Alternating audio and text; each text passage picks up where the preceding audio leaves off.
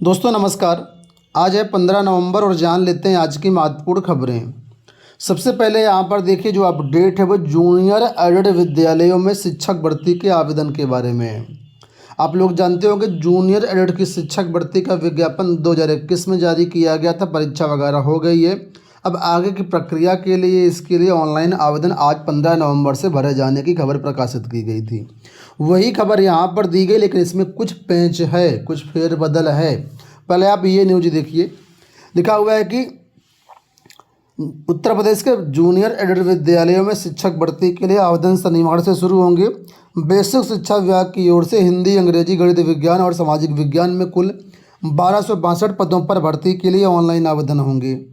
भर्ती में 1051 पद अनारक्षित, 115 पद ओबीसी और मात्र 96 पद एससी वर्ग के लिए हैं। इसके अलावा ईडब्ल्यूएस, एसटी, भूतपूर्व सैनिक, दिव्यांग, स्वतंत्रता संग्रामी के अंतर्गत जो है कोई पद नहीं है। अब देखिए जो महत्वपूर्ण रिजर्वेशन होता है, चाहे वो एसटी का हो, ईडब्ल्यूएस का हो या हॉरिजॉन्टल रिजर्वेशन की बात करते हैं, तो यहाँ पर देखिए दिव्यांगों के लिए कोई भी पद नहीं है। एक्चुअल में जो आरक्षण का यहाँ पर हिसाब किताब लगाया गया है उसमें सारी चीज़ें बदल गई हैं। पहले पद थे लेकिन आरक्षण को लेकर के ही मामला अटका था, और अब जो आरक्षण स्कूल स्तर पर लगाया गया है इस वजह से बहुत सारे कोटा में कोई पद ही नहीं गया है। तो फिलहाल यहाँ पर बताया गया कि आवेदन करने की लास्ट डेट 5 दिसंबर रहेगी और आवेदन आज 15 नवंबर से शुरू होंगे। लेकिन आपको बता दें ये आवेदन आज से नहीं शुरू होंगे।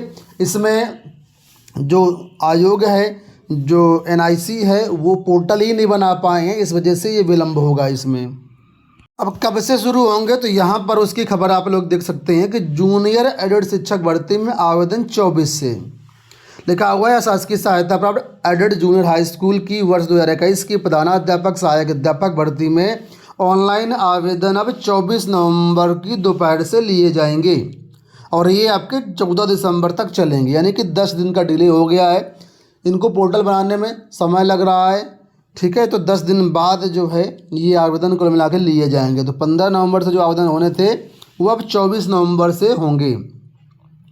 देखिए लिखा है, लेकिन तकनीकी कारणों से पोर्टल में आ रही कठिनाइयों के दृष्टिगत बेसिक शिक्षा निदेशक प्रताप सिंह बघेल ने जो आपका शेड्यूल है उसमें परिवर्तन कर दिया है।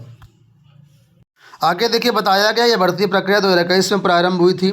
6 नवंबर को इसका घोषित जो परिणाम था उसमें मेरिट के आधार पर अभ्यर्थी क्वालिफाई किए गए थे। बाद में जो संशोधित परिणाम जारी किया गया तो संशोधित परिणाम के अनुसार जो अभ्यर्थी क्वालिफाई हो रहे हैं उनको यहाँ पर आगे की प्रक्रिया में पार्टिसिपेट करना है, ठीक है। भर्ती में इतना ऑलरेडी विलम्ब हो चुका है और फिर से अब 10 दिन का विलम्ब हो रहा है।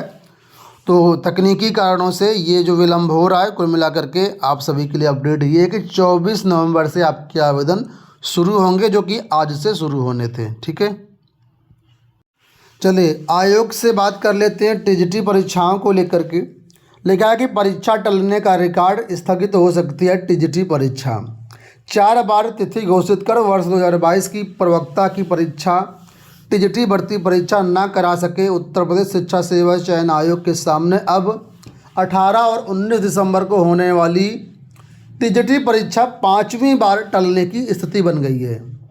उम्मीद की जा रही थी कि नवंबर मध्य तक नए अध्यक्ष का चयन हो जाने पर प्रस्तावित तिथि पर परीक्षा कराई जा सकती है, लेकिन अब शिक्षा सेवा चयन आयोग संशोधन अध्यादेश मंजूर हो जाने से नवंबर में आयोग का नया अध्यक्ष मिलने की उम्मीद नहीं है। दिसंबर में अध्यक्ष का चयन पूरा होने के बाद ही जो है आगे प्रक्रिया बढ़ेगी। तो कुल मिलाकर के अब टीजीटी की परीक्षा स्थगित होने के पूरे आसार हैं। हालांकि अभी तक ऑफिशियल नोटिस नहीं आई है।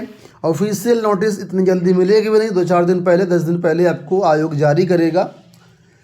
फिलहाल जो स्थितियां हैं उनसे आप लोग अपना समझ सकते हैं कि उत्तर प्रदेश में क्या हाल है, और ये परीक्षा किसी भी हाल में हो पाने की गुंजाइश नहीं है।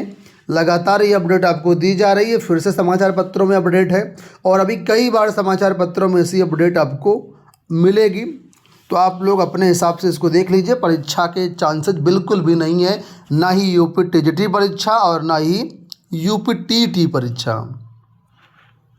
जो लोग कारण नहीं जानते उनको बता दूं कि नया आयोग का जो अध्यक्ष आना था उसमें कोई पात्र अभ्यर्थी मिला ही नहीं है। इस वजह से आयोग में जो अध्यक्ष है उनकी शैक्षिक योग्यता में परिवर्तन किया गया ताकि नए सिरे से आवेदन लिए जा सके और फ्रेश अभ्यर्थी आ पाएँ। तो फिलहाल इसके लिए संशोधन कर दिया गया है आयोग की नियमावली में।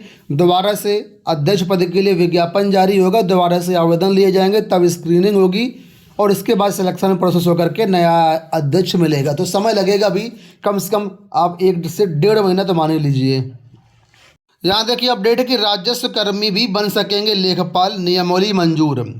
कैबिनेट ने लेखपाल सेवा नियमों में बड़ा बदलाव करते हुए चयनमान यानी राजस्व कर्मी के लिए लेखपाल पद पर पदोन्नति का मार्ग खोल दिया है। वित्त मंत्री सुरेश खन्ना ने बताया कि कुल पदों में से 2% पद चयनमैन को पदोन्नति के आधार पर भरा जाएगा। यह पहली बार है कि जब चयनमैन को सीधी भर्ती व्यवस्था से बाहर निकाल करके लेखपाल पद तक प्रमोशन का अवसर मिलेगा। वर्तमान में लेखपाल के सभी पदों पर भर्ती अधीनस्थ सेवा चयन आयोग के माध्यम से होती है। प्रदेश में कुल 21,897 लेखपालों की तैनाती और करीब 8,940 पद लेखपालों के अभी रिक्त हैं। तो कुल मिलाकर के अब जो लेखपाल हैं वो राजस्व कर्मी भी बन सकेंगे। यहाँ देखिए एक अपडेट है कि प्रदेश में अब बुजुर्गों की पेंशन घर बैठे मंजूर होगी। यूपी में अब पात्र बुजुर्गों को घर बैठे आराम से पेंशन मिलेगी। उन्हें आवेदन आदि के लिए दफ्तरों के चक्कर नहीं काटने होंगे। फैमिली आईडी, एक परिवार एक पहचान प्रणाली के जरिए राष्ट्रीय वृद्धावस्था पेंशन योजना के पात्रों की सूची स्वतः तैयार हो जाएगी, जो समाज कल्याण विभाग के पोर्टल पर जाएगी। फिर विभाग इनसे संपर्क कर लाभ दिलाएगा। शुक्रवार को कैबिनेट ने इस प्रस्ताव को मंजूरी दे दी है।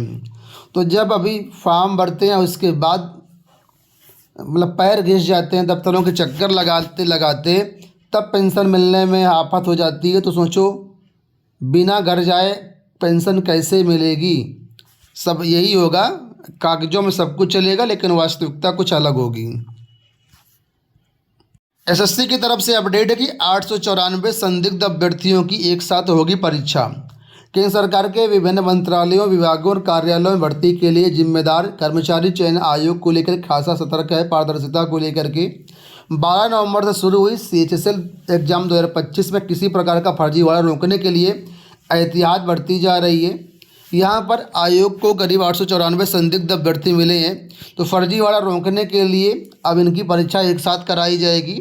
784 इसमें ऐसे अभ्यर्थी हैं जिनकी फ़ोटो अलग है लेकिन पता समान है। 170 ऐसे अभ्यर्थी हैं जिनके विभिन्न फॉर्म अलग अलग कारणों से निरस्त हुए हैं। तो आयोग इनको जो है संदिग्धता की दृष्टि से देख रहा है और इस वजह से इनकी परीक्षा एक साथ कराई जाएगी। उच्च शिक्षा निदेशालय में अब सब कुछ होगा ऑनलाइन। उच्च शिक्षा निदेशालय और अन्य संबंधित कार्यालयों में आने वाले दिनों में अब सब काम ऑनलाइन होंगे। निदेशालय में 70% से अधिक दस्तावेजों की स्कैनिंग हो चुकी है। इन्हें ऑनलाइन भी किया जा रहा है। उच्च शिक्षा निदेशालय, क्षेत्रीय कार्यालय, राजकीय महाविद्यालय आदि में सभी काम ऑनलाइन करने का आदेश दिया गया है। ठीक है।